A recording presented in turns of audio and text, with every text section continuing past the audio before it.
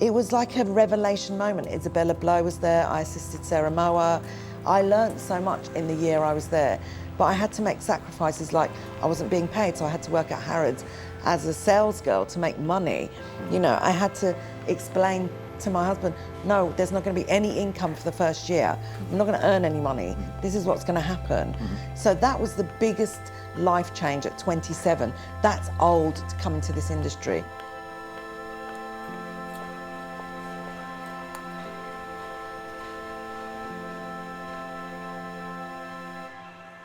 For our first conversation, we could not have found a more inviting and fitting guest. You're welcome. Hello, Sophia. Hello, René. We're here in your home. Thank you for having us. You're welcome, you're welcome. It's an honor to be in such an intimate space. I haven't taken you to my bedroom yet. No, joking. Coming up. We will go over a lot of things, but just to recap very quickly, for the best of the past more than 2 decades, you have shaped fashion press, fashion imagery, first through the creation of 10 magazine, at a time, we'll talk about that actually, at a time where I'm sure it must have been somewhat challenging. Then expanding it internationally as a title and a brand, venturing into new media as well, chairing the press committee at the British Fashion Council, which is working for the industry as a whole. Congrats on that. Doing a lot of creative direction work at the Victoria's Secret fashion show. Fun times. Yeah, fun times. And then overall, you and I run into each other all the time at every season, being a force of nature and a presence in this industry for, again, more than 2 decades. Is that right? Yeah. Do you agree? In the industry for 30 years now. Yeah, a long time. Well done. I need a badge or an award. Yes, but not a name tag. No name tag. No, everybody knows. We're here to talk about something that is interesting. I mean, the past is somewhat interesting, but I'm sure through your career and path, you have made choices and taken leaps of faith on several occasions. The world that is with us today is one that definitely calls on our ability to make choices and take risks. So this is what we're here to talk about. This series is called Fashion Creatures, and it is about taking risks, essentially. So welcome to it. Thank you. You're welcome. Here I am pretending to be a TV presenter for the first time in my life. I appreciate your patience through this. I'm loving it. Thank you. And one of the first questions I wanted to ask to kick this off is considering this word unknown and what it represents, what does it conjure up for you? Have you been in face? No. Yeah? You've seen it? The unknown for me is always an anticipated, joyous experience. Even in bad unknown moments, you can come away enriched from them. They never leave you. Well, it depends. I suppose it's how you approach it. I think there are two types of people that are afraid of the unknown and people that embrace the unknown. And I definitely fall into the embracing the unknown category. Were you always like that? Yes. I've learned that from my mum and my dad. You know, they came as immigrants on a boat with no money. My mum says she had like an eiderdown made as a dowry, She met my dad, she knew him a week, they got married. All of this, unknown, if you like, is something that I've been brought up with, never to be afraid of it, to face it, to give it your 100% and see how the chips fall. You just don't know. Yeah. But I think to approach it and embrace it is the way forward. When you were very young, did your mom share this with you and explain that to you? She was also taking risks and well, tried to make the best of situations. She told her story, and it was always fascinating, the narrative of how she got there, how she knew my dad. My dad was a very, an amazing, brilliant adventurer in his world, and very non-conformist and very untraditional and very much someone who constantly encouraged us as even women inside a culture that generally is quite, sexist. Because obviously my heritage is Greek, generally women are considered to be, you stay at home, you have children, you're looked after by your husband. But for my mum and my dad, that just wasn't the dynamic. you know, they came, they both worked really hard. We saw a work dynamic where it was, you know, if you work hard, you achieve what you need. If you remain focused, you achieve what you want. So this is something that was ingrained in us from an early age. We saw it, we absorbed it by osmosis, you know. So well done, Mum and Dad. yeah, 'Cause well God, done, God Mum and knows Dad. the result is a force to reckon with. Are there, you know, I want to be short about this because I don't want to, you know, go on and on about this, but are there a few moments in your life which you clearly remember as being this moment where you just jumped into something that you had no idea? yeah. Yeah? The magazine world. I mean, I was 27, working for an architect on Berkeley Square. I hated it. You know, I'd get my husband to ring up and say, she's got period pain, she's not coming into work. Shit like that, you know, like make up any old crap not to go there. And I had a friend who basically was like, and I was going to go to the BBC and become a set designer. Right. And she was like, but you hate all that. You want to travel, you want to come and work with me. She was an interior stylist. So I worked with her for a bit. Then I thought, no, I don't think I want to do this. I want to do fashion. No idea of what that meant. Yeah. No, wrote letters because there were no such thing as emails or wrote letters. Eventually got a job at British Vogue with Liz Tilberis, who was at that time an amazing EIC of, you know, and it was like a revelation moment. Isabella Blow was there. I assisted Sarah Moa. I learnt so much in the year I was there, but I had to make sacrifices, like I wasn't being paid, so I had to work at Harrods as a sales girl to make money. You know, I had to explain to my husband, no, there's not going to be any income for the first year. I'm not going to earn any money. This is what's going to happen. So that was the biggest life change at 27. That's old to come into this industry. And then at 33, I started 10. So I quickly decided, in order to future-proof my creativity, I needed to create my own path to it, forage and find where I wanted to go, the directions I wanted to take. And would you say this was mostly based on pure intuition? Yeah, gut. No market Trust studies? Your gut. Oh, no. You know what's None hysterical? Of that, right? No, God.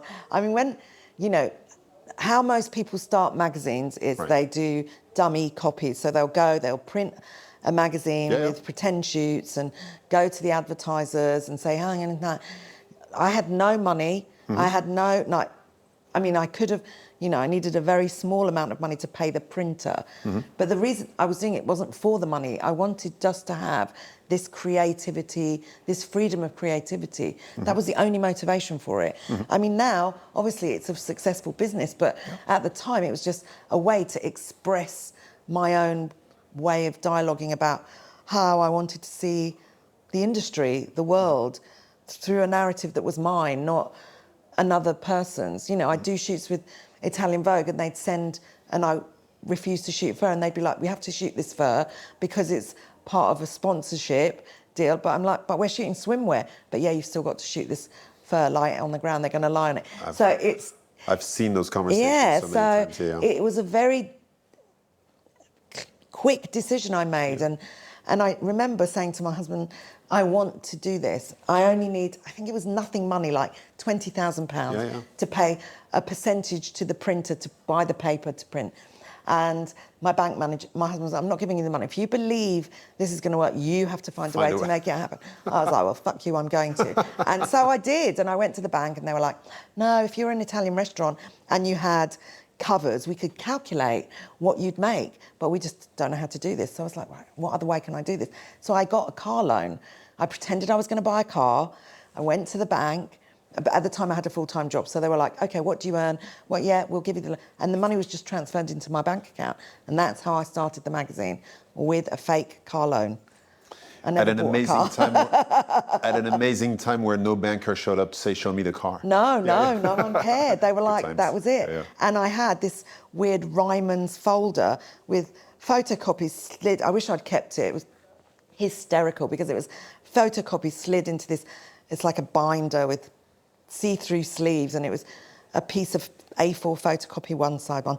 And I'd go to these meetings at Dolce, at Chanel, but because you've got relationships, this industry is the belief in the people in your world. And they believed I would make it happen. And I, thank God, was convincing enough to make them invest their money. And I think it was a different time then. Would it be as easy now? I don't know. I don't know how easy it would be. But you know what? I think I would still find a solution. There's still a few humans around. Yeah, so you know what? So convincing you must be. Yeah, that's it. And that's the world, the nature of what it is. What you're describing resonates a lot with me because God knows we all sit in lots of hours of meetings where the words brand and strategy are, said, It doesn't take a lot of people to change how things are being thought of and done. Yeah. It just requires 2 or 3 of them around the table with a strong will, doesn't it? And tenacity. Yeah. I think, look, one of my big mantras is never take no for an answer. Right. People love to say no. It's the easiest thing to say. No. It's quick. It doesn't take much investment. For someone to make that no into a yes takes so much energy. And you have to be like a dog with a bone. Yeah. So that's my... I've experienced your tenacity and convincing power, so I know exactly what you mean. Well, that's a big leap of faith. When you think back, does it bring joy to your heart? It makes me believe, and I say this because sometimes I lecture students, and I say to them, do what you believe in your heart, in your gut. Don't always... Calculating sometimes is foolhardy. Honestly, people think our industry is not an equation. It's not a mathematical equation. It doesn't work like that. We are so much about a visceral experience of each other, a human interaction, And I think what I produce in my magazine is very much that. It's very much a narrative of those things for me that are important. I will always try and tell a story. Like when we theme an issue, it's very much about what am I feeling, what's happening in politics now. It's never just I'm doing a coat story or it's a yellow story. Or Thank you for bringing this up because I was actually reflecting the other day on this starting point, if you will, and where we are today and how this role of a fashion editor has not even evolved, I don't even know what the word is, changed over 12 times over, right? Do you want to talk to us a little bit about that and how that evolution has impacted what you do, how you think, how you see things? For instance, you just mentioned you think about politics, you think about the state of the world, I suppose, right? But that's always been my MO for the magazine. That's always been my narrative and why I wanted to have my own place to have those expressions, because I feel like a lot of magazines are afraid of politicising their content.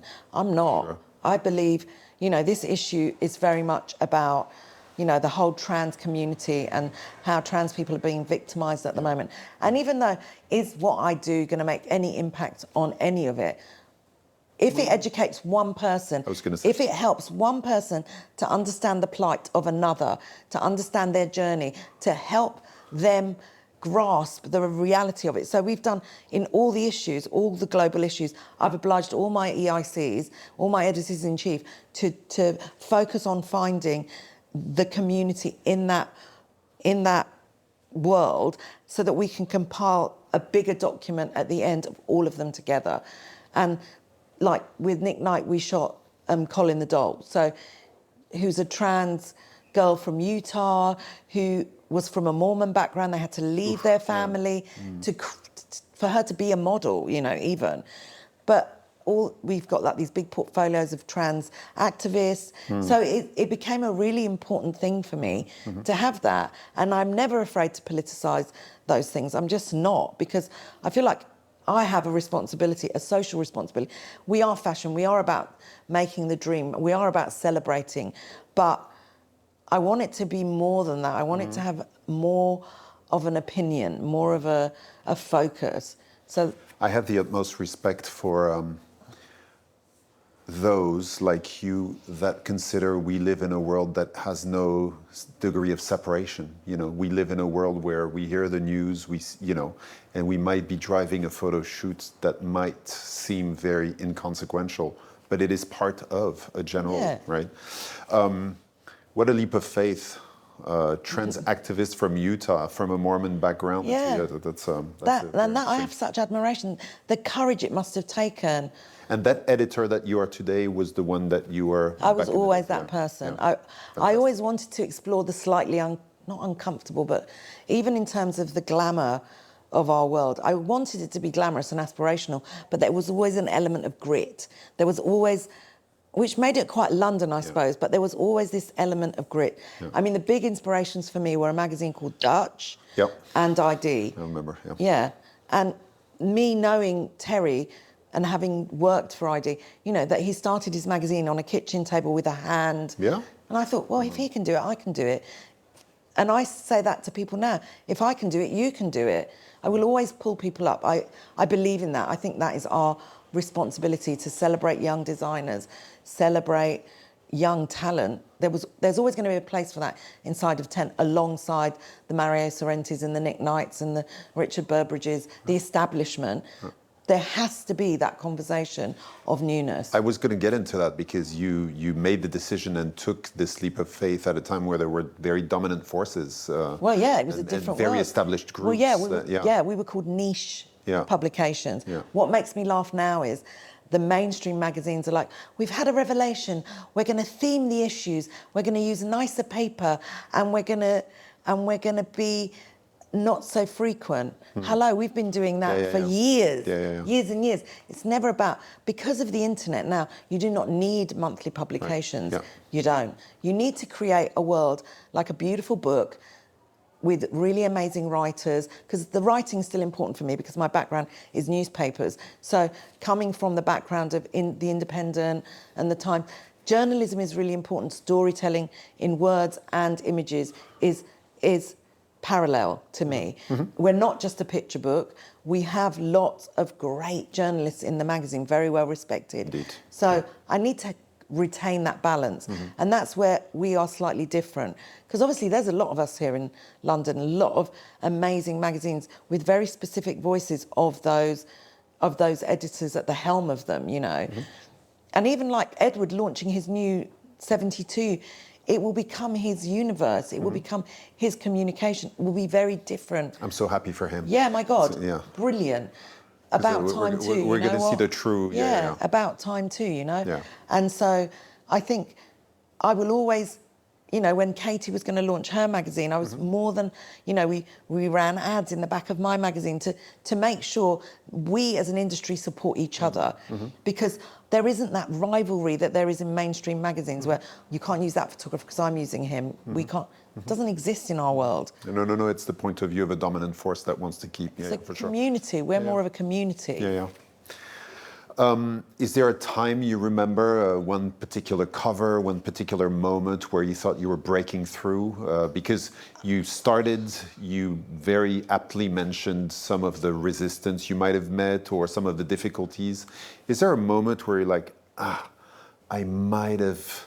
I mean, there was... pierced through the cloud? Because obviously it's hard to get into... I'm sure. You know, like... So you have the trust of your people at Chanel, your people at Dolce, my people at... Cartier at the time. So there were good advertisers even in the very first issue. And actually we looked at the first issue 2 days ago and it still resonates today. It still has an element of timelessness and modernity, which is something I'm really proud of. I think I could still stick that up on a mood board and be inspired by it. And that was my only motivation. Will I continue to be inspiring? That's my only responsibility. I want to continue to be inspiring to all the generations that are coming up, that exist now, that have been. Then I'm winning. I'm winning at life. I'm winning at my creative journey. If I can achieve that, that's all I care about. The bonus is if it does well, then you can sustain a different type of life, you know. You don't have to worry. I'd like to pay you a compliment on that level, actually, because I've been, for many years, I've been aware of the notion of trend underlining a business plan, you know. This was yesterday, you can't have that anymore, you should have that. I'm going to tell you what you should have next. And now come and buy it, kind of, you know. Which I'm not saying is good or bad, I'm just saying, you know, there is a bit of that into what we're doing. The big joke I've always had when I think about, in my own head, when I think about you, is how incredibly elegant you are at all times. Thanks. I mean, there is a Sophia look that everyone knows. that is, consecrated around the world, let's say. And then you open the magazine and it's newness everywhere. Yeah. Try to push the, I don't know if we should talk about it, but that's the compliment I wanted to pay you, is that it's mobility in stillness, or, Listen, for me, I'm a very practical person in terms of, I don't want to think too much. Right. I don't want to, I'm a bit of a uniform dresser. I like certain designers. I will wear them. I know they suit me. Yeah. I don't have to think about it. Especially when I was working at VS, we had to get off the plane, go straight into a meeting. I know. I didn't have time to go and dolly up, and no. It was about what is practical. What is practical for me to travel in is Azadine Alaya. It doesn't crumple, it looks, And when I used to tell my colleagues that, they'd be like, what are you wearing, that tight thing on the plane? I'm like, yeah, because it's stretchy and I can lie, sleep in it, wake up, go to my meeting, and it works. Yeah. And I am a uniform dresser, so I will wear, like I've got designers I will wear, the Row, Alaya, Original Alaya, Peter's Alaya, Rick Owens, Old Guesquier from Balenciaga, Celine. But one of the reasons is it just works. It just works because it's this idea of feminine and masculine, which I do. That's how I dress. I'll always have a tailored jacket, but then underneath it may be a vest and a fitted skirt and a heel when my leg isn't broken. But you know what I mean? Like, it's a constant. It's a constant for me. So then I never have to really think. I'm not creating a look. I don't care if I'm not blogged on the street. Right. It's not about that. Yeah. I mean, there was this one brilliant moment where I think it was Catherine Deneuve was walking past, or who was it? It was a beautiful old Charlotte Rampling was walking through the Tuileries, and the photographers totally missed her. They were busy taking pictures of a man with a teapot on his head. And I was like, you lot, you've just missed it. You've missed what you should be taking pictures of, which is that amazing woman. Charlotte Rampling walking through the Tuileries, looking just effortlessly elegant. And she's amazing. An incredible So character. do you know what I mean? Like, in the end, people, either you're that person and you do that, which I don't. I love it. I love to see that. I love the flamboyance of it. In another life, in an alter ego world, would I want to invest that much energy in that? Probably not. It takes up too much time. Yeah. But it's a job. There's very noteworthy men and women who always mention the fact that, I remember clearly an interview from Barack Obama, who said, it's all the same clothing. I get up in the morning, I don't have to think about it. Yeah, that's like me. And that bit of energy that I would have had to spend on the color of my shirt, I can spend elsewhere. That's exactly correct, though. Makes sense. Yeah. It's a bit anti-fashion, but it makes sense. Yeah, sort of. I know. Yeah. So no one's ever touched trying to style you, I suppose. I would never even bag them. We once did this hysterical thing with Lucinda Chambers and we did like and it was for a newspaper. It was for for the Times or the Evening Standard, and we did a style swap. She dressed me and I dressed her. It was horrendous. I looked like a mid-50s housewife. It was horrible. It was print, it was big, and I was like, this is horrendous. And I made her, because at the time I was working with a designer called Roland Mouret, and it was very sexy, very fitted. It was one of his famous dresses. I mean, that's the only time, and it was a total fail. I couldn't have been more unhappy. Well, she didn't like it either, because in the end, we wear the clothes that suit our insides. What we do outside is a reflection of our inside. Is there I was saying earlier that in my mind, when I'm on a beach in Greece, I think, I could do this hippie thing. I could float around in No, I look like a bloody fortune teller. I look ridiculous. Send me that picture. No, I would never do it. I delude myself into thinking print will work for me, but it doesn't. And I think it's about focusing on what works for you. I think in life, that's the thing. Focus on what suits you. Don't be persuaded like Pinocchio was in... Thinking about all that, I know, but I'm going to ask you a question. There are also traits of character that I've seen being very persistent with you. Your love of great food. There are points in your life, like some incredibly ridiculous things you pull out of your bag while your outside appearance is so perfectly curated. there is a lot of joy in everything that you do. There is a lot of joy in... Do you believe that carries you through these unknown moments and everything like that? Do you have that in your heart at all times? Do you find yourself sometimes being a bit more... Optimism. Yeah. I tell you what, optimism is the thing. Positivity and optimism is the thing that will drive you out of any situation. Your lens on life is totally the experience you're going to have of life. The way you look at it, I mean, my husband's always criticising me about having rose-coloured spectacles, and I am that person. Yeah. I own it. I'm happy to be that person. I'm not a negatina. I always try and find a solution or an upside, and I think that, in the end, is something that will always help me experience life the way I want to have it. Yeah.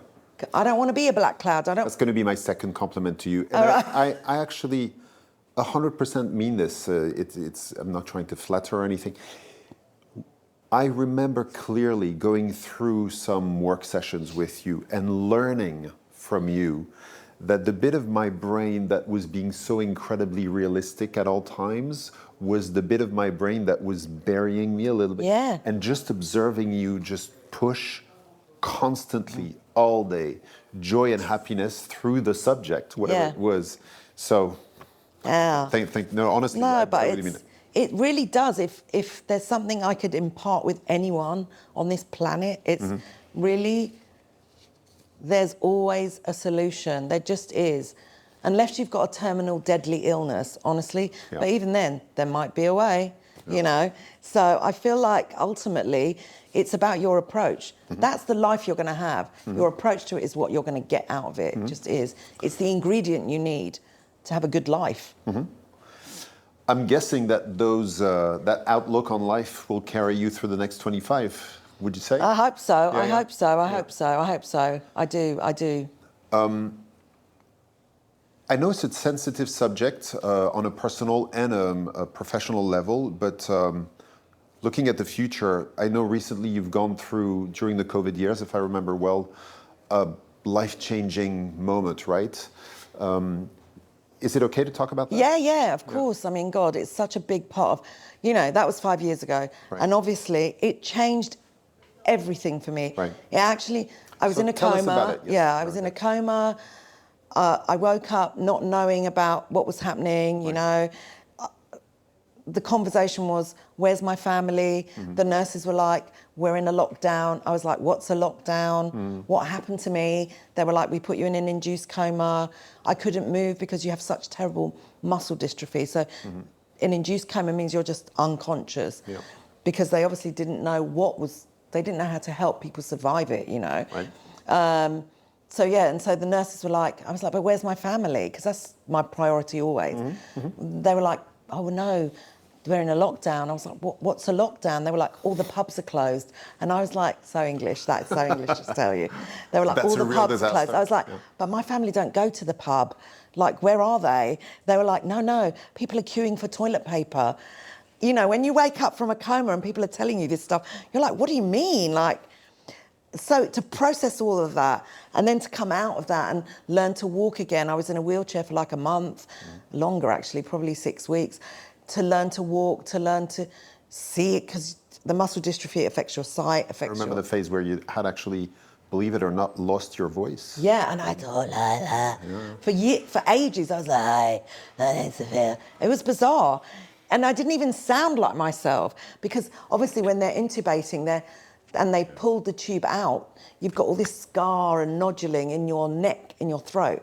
So it was a change. I remember calling dearest Layla and sharing with her that I had learned you were not able to speak, and she laughed. Yeah, because she must have been thinking, what the... No, she just told me that's a stupid joke. I mean, yeah. Sophia, I mean, it was so weird. It was so weird. It was so weird. And it has taken me 5 years to process all that stuff. But what it did do was teach me to be more focused, teach me to be able to say no to things I don't want to do. 'Cause I'm a bit of a people pleaser. I'm a bit like, I want to make things work. I always try and find a way.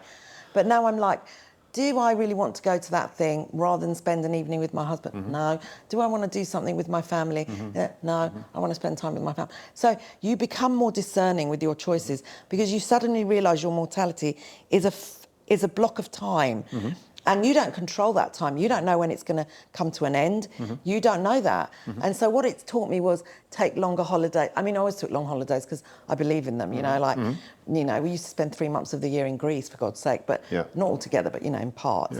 But it just made me more discerning with how I spend my time and who I spend my time with. Yeah.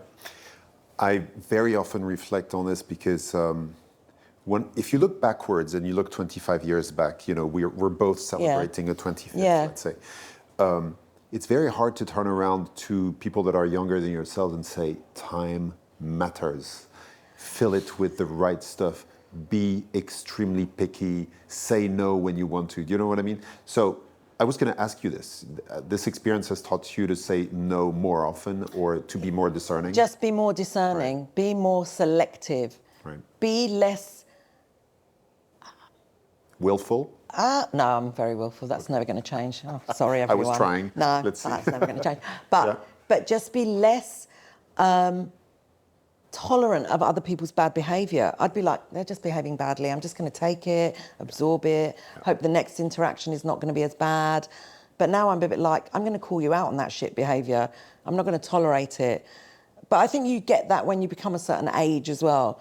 You become more confident in saying, I do not care. I don't care how badly you behave. I'm going to tell you what I believe and you're going to have to take it. You're going to have to take on board that opinion. Yeah. Since then, is there a moment you remember where you thought, well, that was some brave choice I just made that I would have probably not made before or something like that? Is there an example of what we're discussing now? You in that moment, since that moment, I became much more focused on my world, my magazine, less consultancies, more focus on growing my own business, launching in the US, in Japan, in Germany, in Australia. We're launching the men's. So growing my own world, because I suddenly realised in that moment, distilling my world and making my world even stronger and bigger and better, it would bring me more joy. It would bring me more creative fulfillment than compromising inside of other universes. I've been wondering, you know, when we did a bit of preparation for this, I was wondering what that growth engine was fueled by. And you mentioned this life-changing experience. Yeah, the COVID thing, definitely. Well done. Yeah. Again, you know, the unknown. Fashion is an industry that generates a lot of ideas every second. Some of them stayed, some of them went by in half a second. Some of them are often overrated, let's even say, right? Is there anything recently that you've seen that you thought, you know, I'm just not even going to pay attention because that's not for me? I could quote an example, for instance. For me, one that I'm starting to completely walk away from is the way we use people, which is a bit of a bold word, and I don't mean to be deep and somber about it, but you know, there is a cycle of seasonality and models this and teams that, you know, and I know that recently in the past, you said 5 years, I would say 3, but it doesn't matter. I've really tried to make sure that we cherish and nurture the people, the human beings. So in my world... Do you relate to that? Well, because in my world, loyalty is a huge... It's like a huge thing. Like people have worked for me, like people work for me for a long time, work with me for a long time. You know, I've got a makeup artist that I've worked with for 30 years. I will continue to work with that person. You know, Val Garland, Sam McKnight, Sharon Dowsett, you know, there are people, Eugene Solomon. There's so many amazing creatives that I will always have a loyalty to. I think loyalty is a very underrated, because people are all a bit flash in the panny, like, oh, we'll bring this, there's such a... Loyalty is a big thing for me just because of culturally who I am and as a person who I am. I'm very committed to people. And once I'm committed to them, I support them any way I can because they support me and it's reciprocated and it's, and I don't bring people into my world that I think are going to be damaging in that way, are going to be users actually, I think, no, I'm going to keep you over there. Is there anything that you've seen surface recently that you're excited about, or you'd like to mention? I'm like a magpie. I'm excited by everything all the time. Okay. That is me. I'm like a puppy. Yeah. Oh my God, there's a new toy. There's a new designer. Oh, there's a whole new season of newness. I love it. I love to be transported into the designer's world through their work, windows into their head. I mean, how lucky are we that we get to see that, experience it? You know, I've never been to a bad comm show. Japan Day for me in Paris is like, oh, you know, the birds sing. It's, you know, it's like the day where you become immersed, enriched. You feel so lucky to have that as an experience. In such an efficient and contrasted way when you speaking about Japanese designers. Yeah, you go through that door and it's another world, and I love that. You know, that's what we used to get from, you know, McQueen. That's what we got from Galliano. You know, the last galley show that he did for Margiela, it was like the old days. I think a designer's responsibility to me is to take me on a journey through their mind, through the corridors of their mind. So now this was the very happy bit of what we've seen done. I always left thinking sometimes back to things I might have completely bombed, right? So I really love going back to, oh well, that was really a silly idea, or that didn't work. Is there one funny thing that you can remember where you went, oof, I probably should have stayed away from that one? No. No, really? I can honestly tell you no. Okay. Because I've taken something from that. As cliched as it sounds, I've thought, fuck, should have gone left, not right. You know, yeah. But okay, we're on this left-hand road now. We just got to go down it. Yeah. Make it work. Make it happen. Make it something that's good. You know. Sometimes I've taken decisions for money. They're always the wrong decisions. Yeah. They really are. Like in a moment of greed, you think, you're dazzled by what might be, but you're still going to make that work. You're still going to find a solution for that thing. Speaking of being excited by the latest thing, what is in your camera roll? What is the latest thing that oh God, you might have seen or photographed? Because you photograph a lot I yourself, do lots right? of. I love making little films like my holiday, my crutches, my journey, my Insta stories are like a diary. I love the possibility of what the new world has provided for us. I used to wander around with like a handheld video camera. Now I've got, and then a flip, I have for blog. Now we've got Instagram and Insta stories and Snapchat, and you can create this diary of your life, which sounds bizarre, but there's so many people that love to see that, and I love to show it. So I don't think there's anything bizarre about it. No. We used to journal. We used to. And it's like that. Tomorrow, Fashion Week Cycles is happening. What's the thing you're looking forward to? You were telling me being able to walk again. I was going to. This season is a weird, tricky season because obviously I've hurt myself on holiday, dislocated my knee. I'm on crutches. I'm trying to do a day at a time. Looking forward to the next treatment that might take me on another. But what am I looking forward to next season?